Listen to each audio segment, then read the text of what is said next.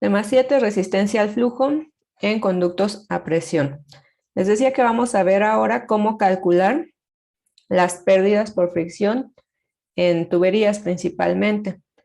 Recordando nuestro esquemita que hacíamos de la vena líquida, tenemos en una sección una energía en 1 y en la otra sección energía en 2. ¿De qué se compone cada una de esas energías en unidades de metros? Es carga de posición Z, carga de presión y carga de velocidad, tanto en 1 como en 2. Pero veíamos también que la energía en 1 siempre va a ser mayor a la energía en 2, y lo que me falta para llegar de la energía en 2 a la energía en 1 son justamente las pérdidas, entre comillas. Ya sabemos que pues, no es pérdida en realidad, pero es lo que perdemos de energía en útil entre la sección 1 y la sección 2. ¿Sí? Esto es lo que vamos a aprender a calcular en este tema, las pérdidas. Tenemos pérdidas por fricción, que serían las que tengo representadas aquí en este esquema. Pérdidas por fricción que son mayores, obviamente, mientras más longitud tenga la tubería. Aquí vemos una ecuación que vamos a ver con más detalle un poquito más adelante, que nos dice que estas pérdidas entre la sección 1 y 2 se calculan por con un factor de fricción F. Son directamente proporcionales a la longitud de la tubería y a la carga de velocidad, e inversamente proporcionales al diámetro. Como son directamente proporcionales a la longitud, evidentemente mientras más larga sea la tubería, mayores pérdidas vamos a tener entre dos secciones. Y también la velocidad. Mientras mayor sea la velocidad del flujo, mayor va a ser la pérdida. En cambio, con el diámetro tenemos lo contrario, ¿no? Mientras más grande el diámetro, va a ser más pequeña la pérdida, y mientras más pequeño el diámetro, más grande la pérdida. Pero también tenemos otro tipo de pérdidas que se conocen como pérdidas locales, o bien pérdidas menores o pérdidas por accesorio. Eso de menores puede ser entre comillas, ¿eh? Muchas veces una pérdida local puede ser igual o más importante que una pérdida por fricción, dependiendo del tipo de accesorio que tengamos. ¿Y qué son las pérdidas locales? Pues como su nombre lo dice, son las pérdidas no entre dos secciones separadas a una longitud L, sino las pérdidas que tenemos entre dos secciones que están muy pegaditas, pero entre las cuales tenemos un accesorio. Con accesorio me refiero a que puede ser una válvula, puede ser una compuerta, puede ser un cambio de dirección, un codo, puede ser incluso una entrada de un tanque a una conducción, a una tubería, puede ser una reducción del diámetro, un aumento del diámetro. Todos esos accesorios que vayamos encontrando a lo largo del sistema de la tubería van a ocasionar pérdidas locales o menores. Y estas pérdidas se van a calcular con un coeficiente K que va a depender del tipo de accesorio que tengamos, y son directamente proporcionales a la carga de velocidad. Mientras más rápido va el agua o el líquido, mayor es la pérdida, y mientras más lento, menor. En esta clase nos vamos a enfocar únicamente a pérdidas por fricción y vamos a despreciar las pérdidas locales. En las siguientes clases ya vamos a ver ambas, tanto por fricción como locales, pero ahorita nos quedamos aquí. Antes de entrar a calcular las pérdidas por fricción, vamos primero a entender qué cosa es la rugosidad de una tubería.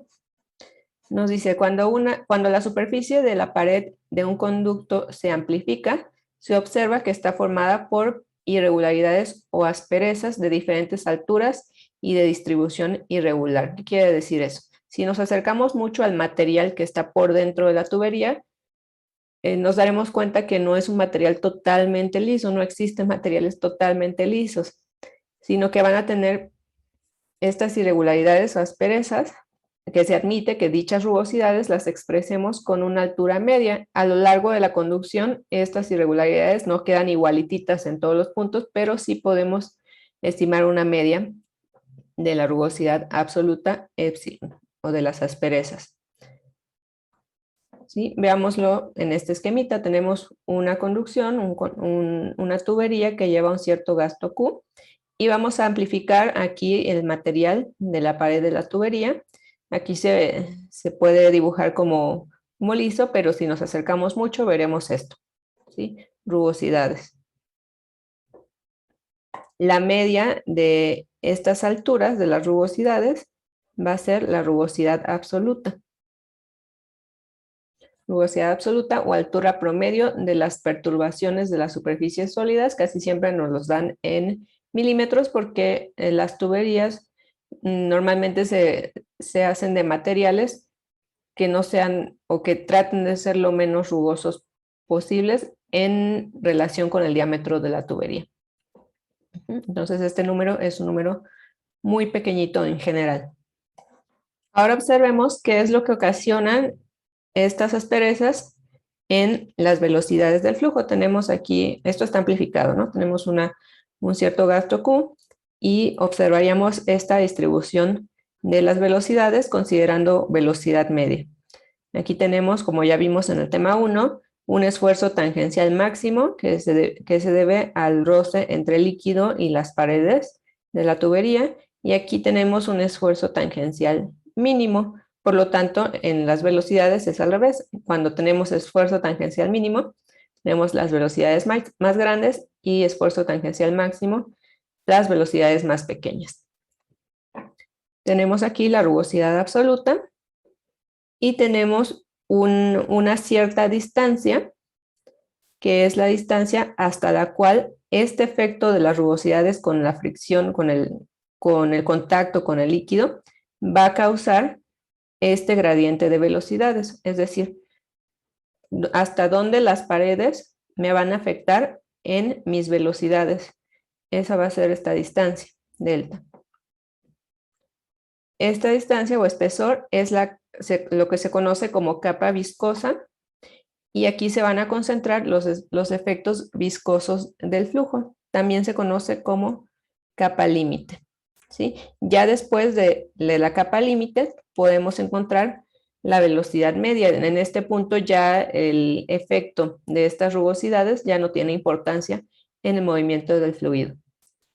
Y vamos a distinguir entre paredes rugosas y paredes lisas dependiendo del espesor de la capa límite y de estas rugosidades absolutas. Por ejemplo, podemos considerar que una pared es rugosa cuando la rugosidad absoluta es mayor a la capa límite. Caso contrario, si la rugosidad absoluta es menor a la capa límite, podemos considerar que la pared de la conducción es lisa. Les comentaba hace ratito que también depende del diámetro. Me refiero a que un mismo material, una misma rugosidad, para un diámetro muy grande puede estar trabajando como pared lisa, y para diámetros más pequeños pues ya va a ser pared rugosa.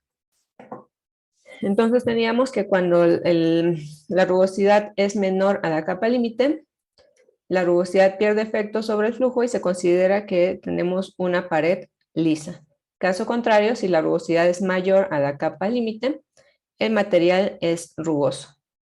Como es un poquito difícil conocer la capa límite, podemos apoyarnos también de algo que se conoce como rugosidad relativa.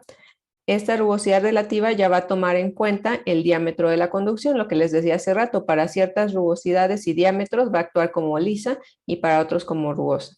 Entonces mejor lo expresamos en términos de la rugosidad relativa, que va a ser la rugosidad absoluta entre el diámetro de la tubería. Cuando esta relación de rugosidad y diámetro es un valor muy pequeño, podemos considerar que la pared es lisa, y cuando es un número muy grande, tenemos que el material o la pared es rugosa. Ahora, ¿de dónde sacamos esa rugosidad absoluta, ese valor de epsilon? Algunos materiales ya nos da el fabricante cuál es esa altura promedio de las asperezas en el material. Si no tenemos nada, no tenemos ningún dato y queremos una primera aproximación en el cálculo, podemos apoyarnos de tablas de este tipo, donde ya encontramos para distintos materiales el valor aproximado de la rugosidad absoluta o el rango en el cual entra la rugosidad absoluta. Fíjense que aquí tenemos en la primera columna el material y en la segunda columna esa rugosidad epsilon medida en milímetros. Mucho cuidado cuando utilicen esta tabla, está todo en milímetros. Si vamos a sacar la rugosidad relativa dividiendo entre el diámetro, hay que cuidar que coincidan las unidades. Lo coloco todo en milímetros o todo en metros. Y bueno, ya tenemos aquí algunos de los materiales más comunes que se utilizan en tuberías. Bien, pasemos a la ecuación para calcular la pérdida de energía debido a la fricción, ¿sí? Para un flujo permanente en un tubo de diámetro D constante con longitud L, la pérdida por fricción la vamos a calcular con esta expresión que veíamos al inicio. Esta ecuación se conoce como ecuación de Darcy-Weisbach y la vamos a estar utilizando muchísimo a lo largo de las clases que restan. ¿Qué nos dice la ecuación de Darcy-Weisbach? Que la pérdida por fricción es igual a un factor de fricción por la longitud por la carga de velocidad entre el diámetro, ¿sí? Este factor de fricción va a ser el que nos va a dar un poquito de dolor de cabeza de cómo lo vamos a obtener.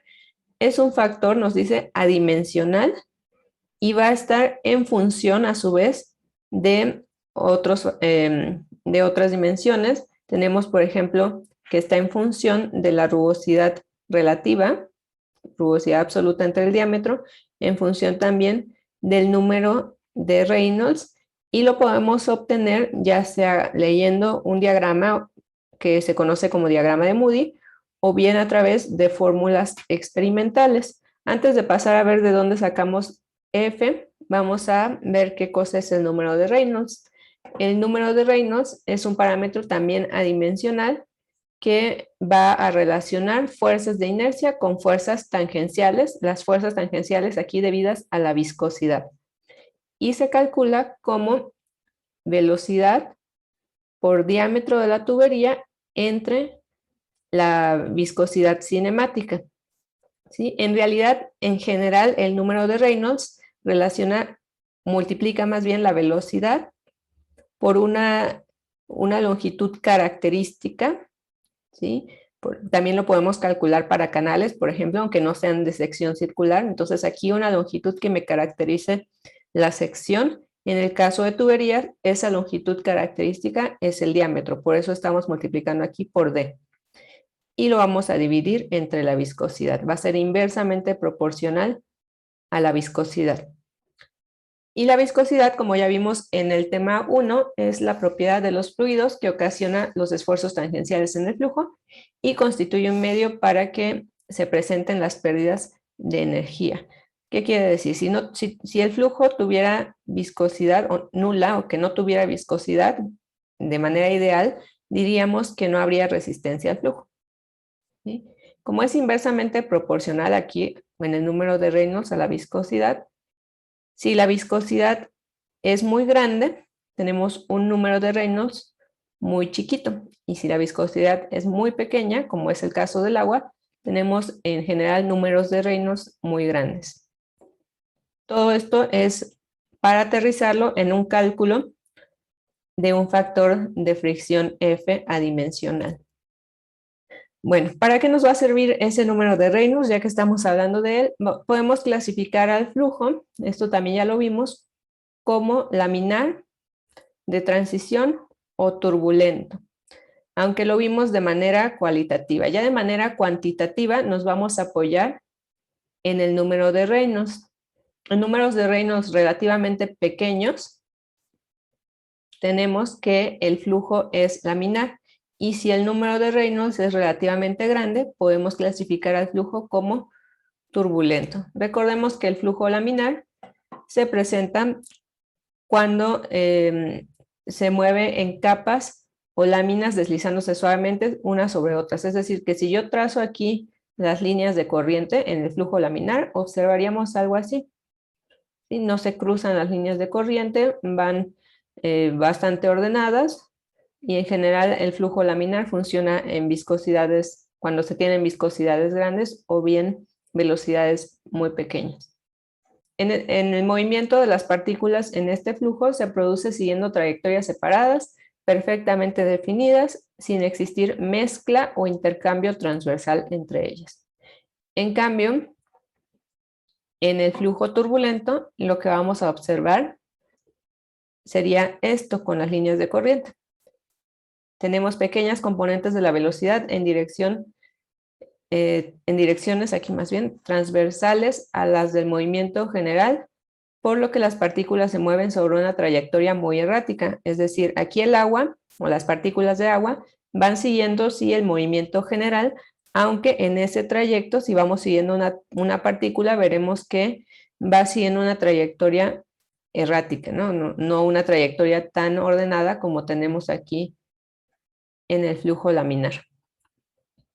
Bien, entendido el número de reinos, pasemos entonces a ver cómo obtenemos el factor de fricción F, este factor adimensional que aparece en la ecuación de Darcy-Weisbach. Tenemos dos opciones aquí.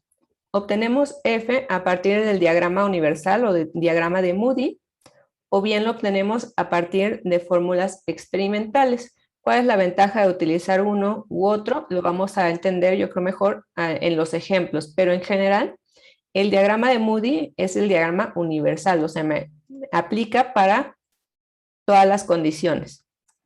Y en las fórmulas experimentales, aunque ya es fórmula, o sea, nada más hay que aplicar la fórmula, no hay que andar ahí leyendo, tenemos dos problemas. El primero es que son muchas fórmulas, tenemos que elegir correctamente la fórmula dependiendo el tipo de problema que tengamos.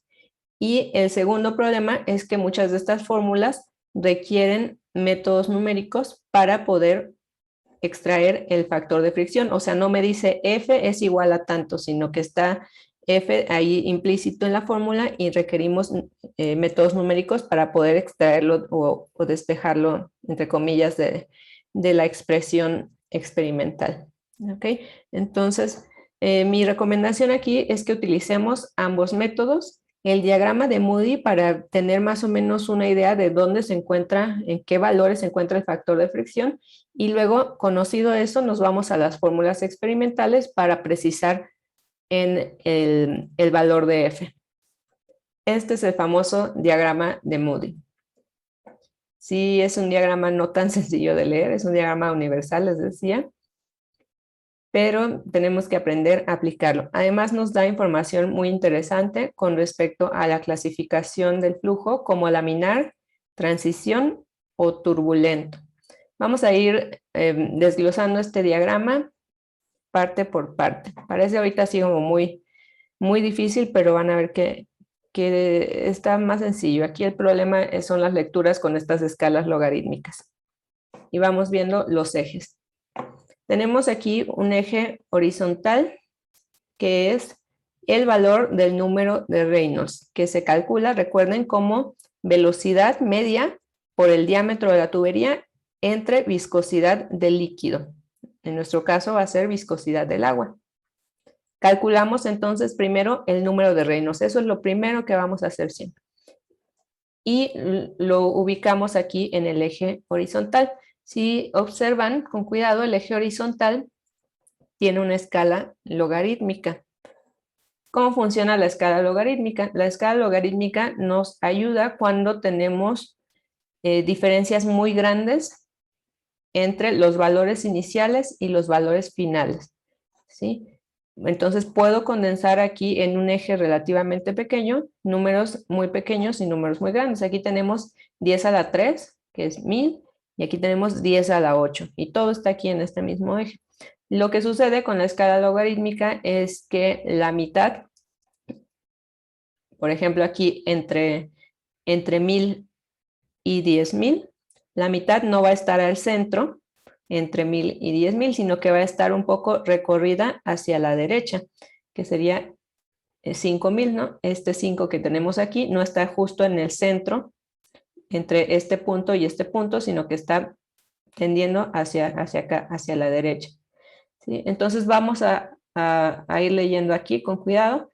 Tenemos 1000, esta línea sería de 2000, 3000, 4000, 5000, 6000, 7000, por aquí está el 8000, 9000 y 10.000, ¿sí? Luego tenemos 10.000 y tenemos 10 a la 5, que es 100.000. Por lo tanto, este 2, ¿qué representa? ¿Qué me puede decir? 20.000, ¿no? 20.000, ajá. 20.000, 30.000, 40.000, 50.000, así hasta 100.000. Y así me voy, tenemos 100.000 10 a la 6, 1.000.000. Entonces, este 2, ¿qué sería?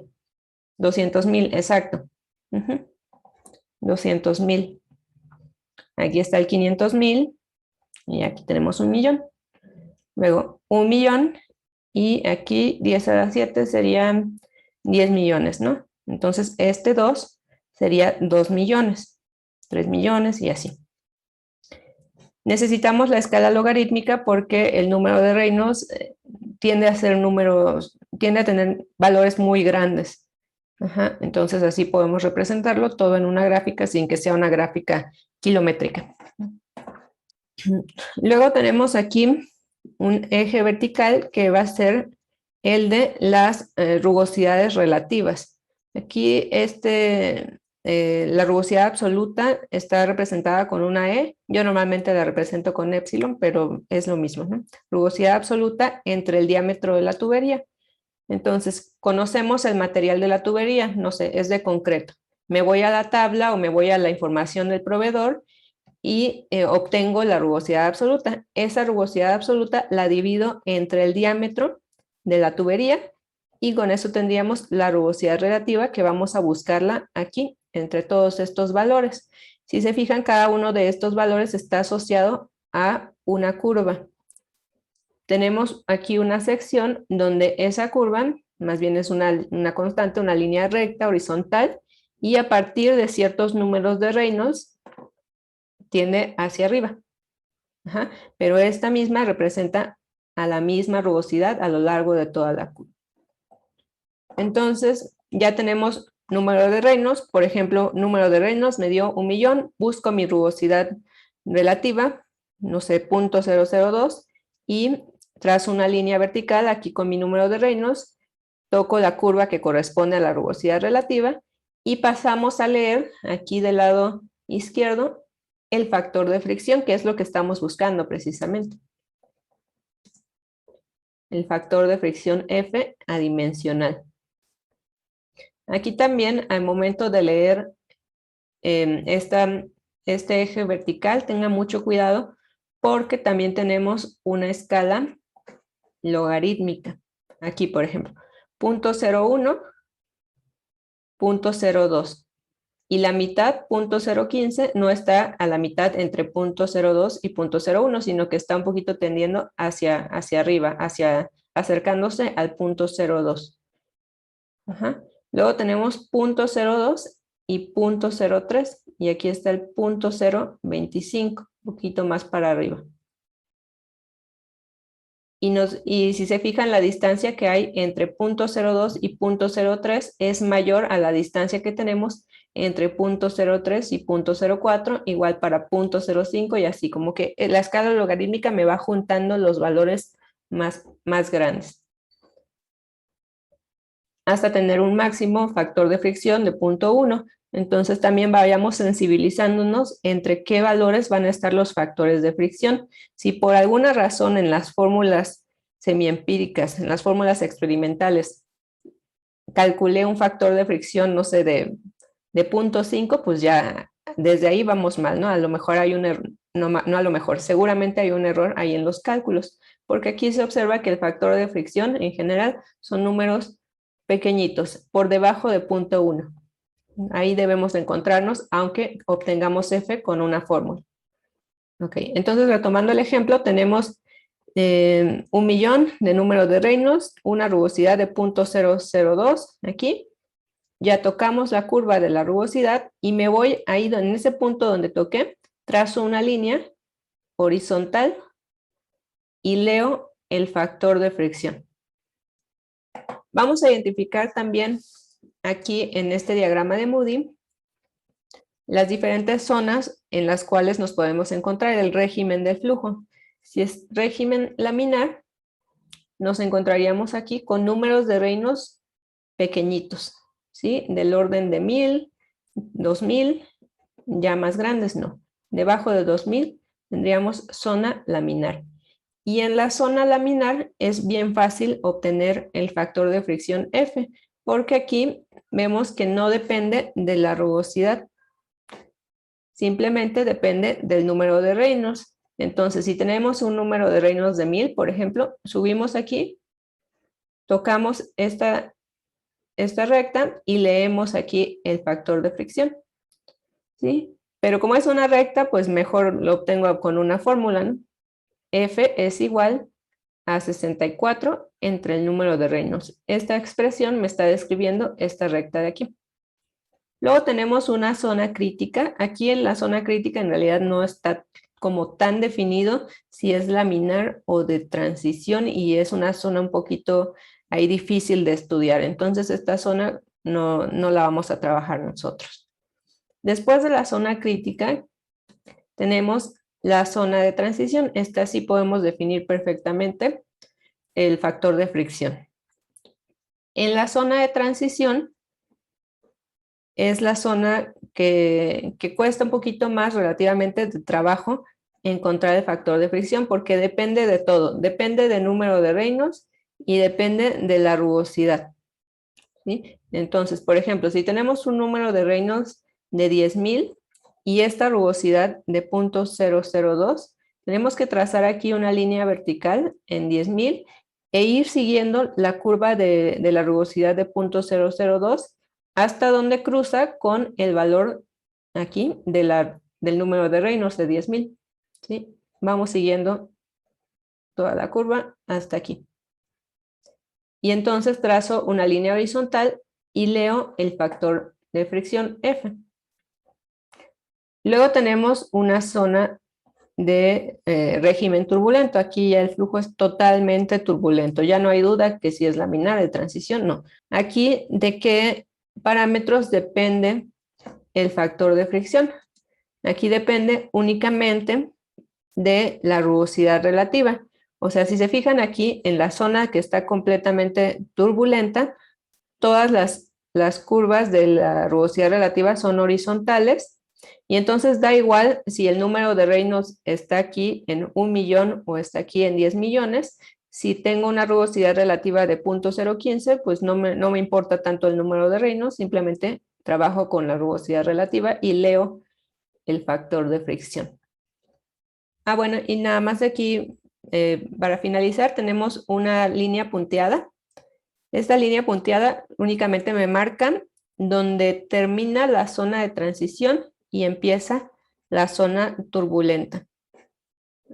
Como ven, es una línea que va atravesando el diagrama de Moody, lo cual quiere decir que para ciertos números de Reynolds, aunque sean números de Reynolds relativamente grandes, el flujo puede comportarse como de transición o laminar. Tenemos que fijarnos también en la rugosidad, ¿sí?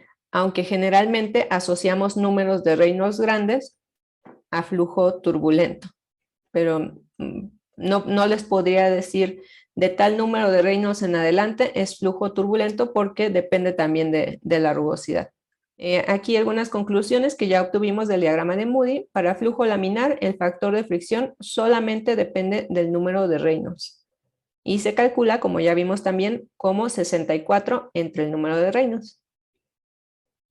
En flujo de transición, el factor F es función del número de Reynolds y de la rugosidad relativa, y en el régimen turbulento tenemos que es función únicamente de la rugosidad relativa.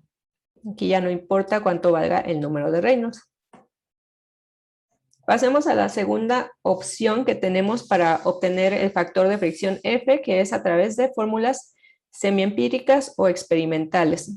Estas fórmulas que estoy presentando en estas diapositivas las obtuve del libro del Dr. Sotelo, tabla 8.3. Tabla 8.3 dice resumen de las fórmulas para el cálculo de pérdidas por fricción aplicables a flujo de agua en conductos a presión. Esta es la primera parte de la tabla únicamente, ahorita vemos la segunda parte de la tabla. Primero me da la ecuación de Darcy-Weisbach. Esta ecuación es en general. A partir de aquí ya me va diciendo cómo calcular este factor de fricción F que vamos a introducir en la fórmula de Darcy-Weisbach. ¿Cómo vamos a elegir la fórmula para el cálculo de F? Tenemos que fijarnos aquí en la primera columna, que me dice tipo de tubería y flujo. y también me da en la última columna algunas observaciones. Esta primera expresión, f igual a 64 entre Reynolds, el número de Reynolds, es aplicable únicamente para tubos lisos o rugosos en la zona laminar, ¿sí? Como ya vimos también en el diagrama de Moody. Y aplica cuando el número de Reynolds es muy pequeño, menor a 2300. Esta fórmula de Nikuradse se utiliza en tubos lisos en zona de transición o turbulenta, únicamente en esas dos zonas. Y me dice aquí el rango de valores de Reynolds para los cuales es aplicable.